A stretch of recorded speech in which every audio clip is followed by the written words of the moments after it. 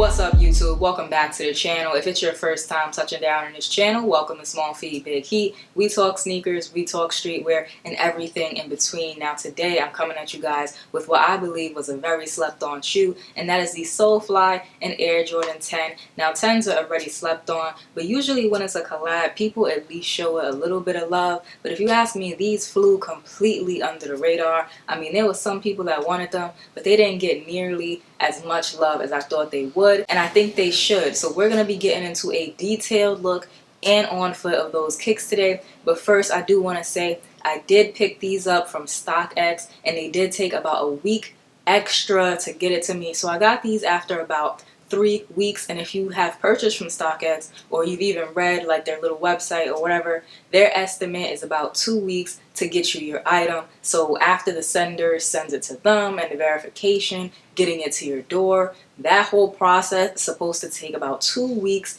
estimated by them. However, these did take an extra week to get to me. Now I know a lot of people have been coming down on StockX hard, even me myself for other reasons. I've been coming at StockX as well, pointing out, some of the issues in their business plan. But I will say, in terms of the shipping, I'm going to cut them some slack because of everything that's going on in the world. And I will say, regardless of their shipping times, it has just come out and been released in a recent article that StockX is booming right now. They have had their best couple months of business during this quarantine. Their last couple months have been the best ever. So while Nike is reporting losses, StockX is just doing real lovely over there on their side of the sneaker business. I just wanted to throw that in there because I know the sneaker community as a whole can be very critical of StockX sometimes, myself included, but my sneakers arrived authentic and dead stock. I'm happy.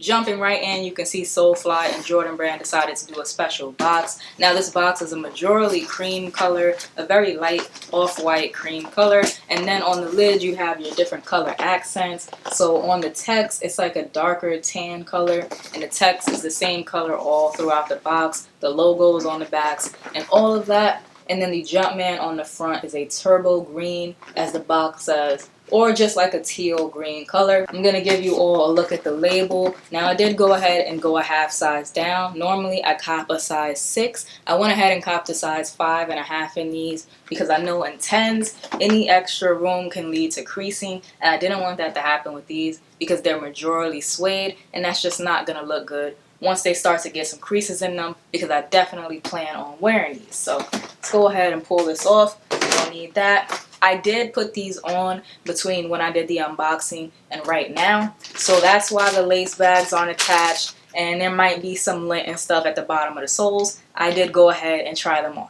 I couldn't help myself. One of the things I really love about these shoes is just how well the collab was executed. We talk a lot about good execution when it comes to collabs, and this is like the pinnacle of success in terms of bringing an idea over to a shoe and just having it match up perfectly. So if you don't know, SoleFly is located in Miami. They are a Miami-based boutique, and this is not their first rodeo. They have done sneaker collabs with Jordan brand in the past. Most notably, I would say their hottest collab, the most popular one, is the Air Jordan 1, that all over patent leather joint. People go crazy for that sneaker. This right here, for me, I love these. I think that they did a really good job of bringing their idea over to a shoe. Now what they wanted to do for their 10 years of being in business was celebrate the Miami Freedom Tower. Being born and raised in New York, I was not familiar with the Miami Freedom Tower, so I did a little bit of research because I wanted to see how accurate their depiction of the Miami Freedom Tower was,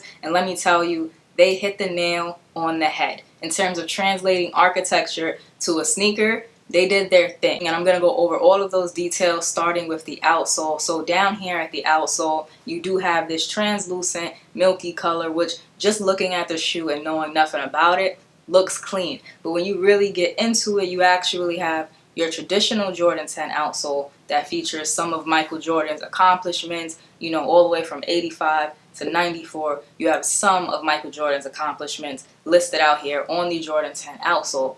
But behind that, SoleFly went ahead and they put the Miami News. At one point, the Miami Freedom Tower was the headquarters for the Miami News. So that's the significance of that. That detail could have easily been an insole for the shoe, but to put it behind Michael Jordan's accomplishments, it just kind of makes sense when you think about it. And I think it's a really dope touch. Definitely not something we see done all the time on Jordans, let alone Jordan 10s. So moving on from there, going up to the midsole, you have a white midsole, which comes in clutch when you're breaking up all this tan on the shoe. For the upper of the shoe, you have two different shades of tan suede. Now this is very similar to the stone that is used on the Miami Freedom Tower. If you actually look at pictures of the tower, you'll see the colors of the stone that is used are very similar to these two colors here. So the depiction of the colors that they were going for, very accurate. The majority of the upper is this light tan, and again, I do want to say the suede feels really nice. They did a good job of making this shoe feel and look premium,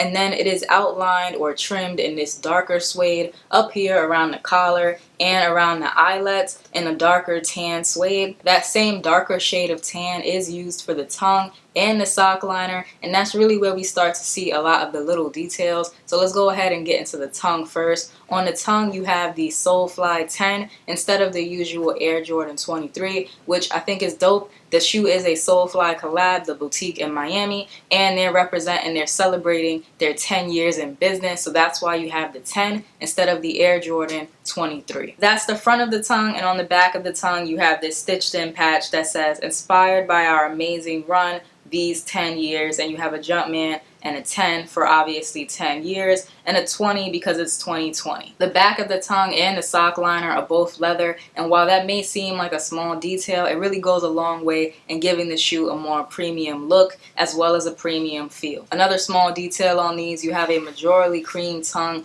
but at the bottom down there by the heel, you actually have a Jumpman, and it says SoleFly 10th anniversary 2010 to 2020. A very nice touch, I think. Now all of these teal details are supposed to be like representative of the dome on top of the Miami Freedom Tower, which has now patinaed over the years, of course, and it is that same teal color, which is why on the back of these pairs, SoleFly went ahead and did one Jumpman and one SoleFly logo in that same teal color, representative of the dome on top of the Miami Freedom Tower. I'll make sure I include pictures somewhere in this video so that you can see for yourself just how accurate the colors are and how good they did really bringing that idea over to sneakers. I think they did an excellent job. I know I already did my top sneakers of summer, my summer sneaker rotation, but these are definitely gonna have to get thrown in there because these are clean. They did include 3 extra sets of laces. These are not attached to the shoe, and neither is the StockX tag because I took those off when I was trying them on and walking around my house. But you have one white, one in a different shade of tan. So the ones in the shoe are a little bit lighter. No, they're a little bit darker than this extra pair here. And then you have a teal one that matches the accents on the shoe. But now that we've taken a look at all the details on the shoe, let's go ahead and roll into this on foot, and then I'll be back with my final thoughts.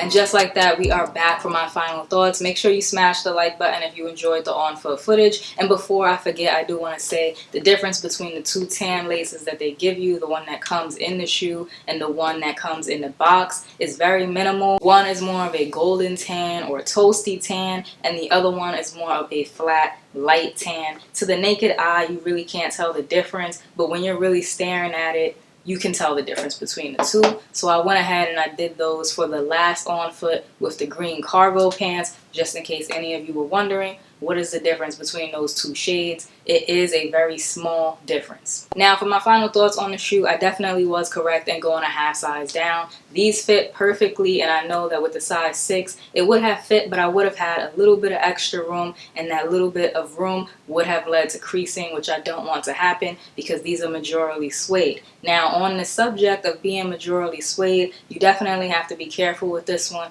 because jeans that run, like that have the dye that will run off on your shoes, you don't want that happening to these bad boys. The suede is super nice on these, so definitely pay attention to what kind of jeans or even pants. Like these green pants, if these weren't pre-washed, the green may just rub off on these, and that's super hard to get out, almost impossible to really ever get out completely. So pay attention to that and what jeans and pants you wear if you do decide to pick these up, or if you have them in your collection already and you haven't rocked them yet. Something else that I noticed when I was doing the on foot that I didn't notice before, and that's because it's not on the shoe, is that SoleFly and Jordan brand didn't go and put something embroidered on the side of the shoe. Sometimes on 10s you'll see a 23, a 45, or if it's a concept shoe like the NYC Air Jordan 10, it had a little NYC. In my personal opinion, I don't really care for it when they do that. I think it looks a bit tacky. The 23 and the 45, sure, but the NYC and all the other ones that they do can come off a bit tacky. So I'm glad that they didn't go ahead and put anything on the side of these. It doesn't need it. Even if you put the concept and the story of the shoe aside, you have some really dope color blocking, and this is probably